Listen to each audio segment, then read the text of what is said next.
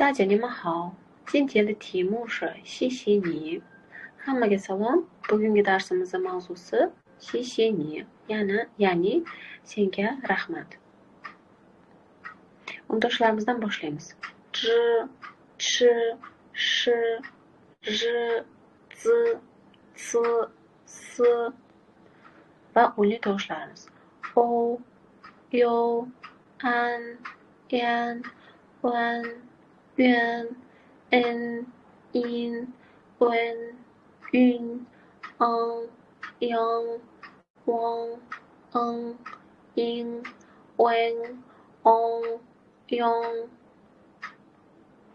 va bularga misollarimiz ham bor. San, shan, zhong, yang, ling, cai, shou, xiang, yun, xin, yuan, ren, quan, chuang,吃, 日. 冰箱, 鸡蛋, 司机, 足球, 机场, 爬山, 手表, 熊猫. Va har xil tonlar bilan 5-ton kelganda qanaqa o'qilishi haqida misollar berilgan.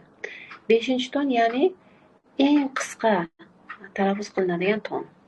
Bu qanaqa bo'ladi? Masalan, mama hieroglifi ikkita qismdan tashkil topgan. Birinchi qismi tonga qo'yib o'qiladi, ikkinchisi 5-ton. Iloji boricha qisqa talaffuz qilinamiz. Bu qanaqa? Mama, mama, yeye, yeye, naynay, naynay, baba, baba. Pastda yana misollarimiz bor.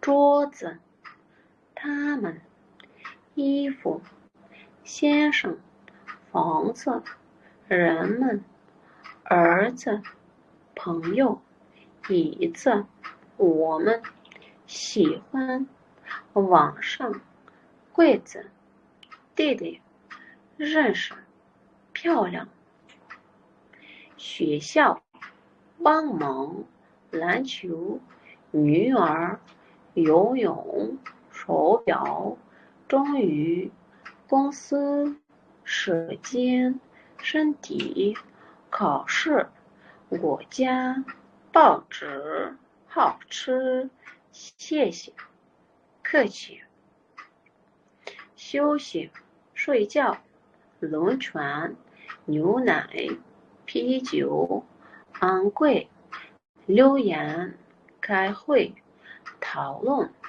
足球, 隆冬, 食用, 惭愧, 水果, 陶醉, 顺利.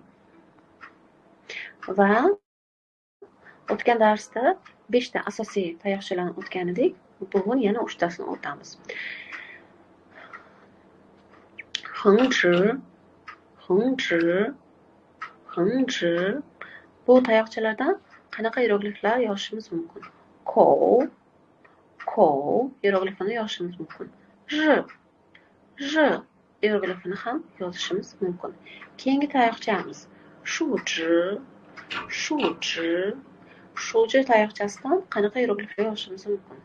Shan, shan, chu, chu hierogliflarni yozishimiz mumkin.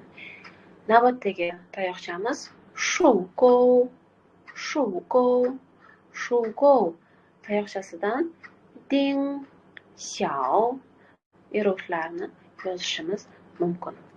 Bu joyda misollar berilgan. Yangi so'zlarimiz bor.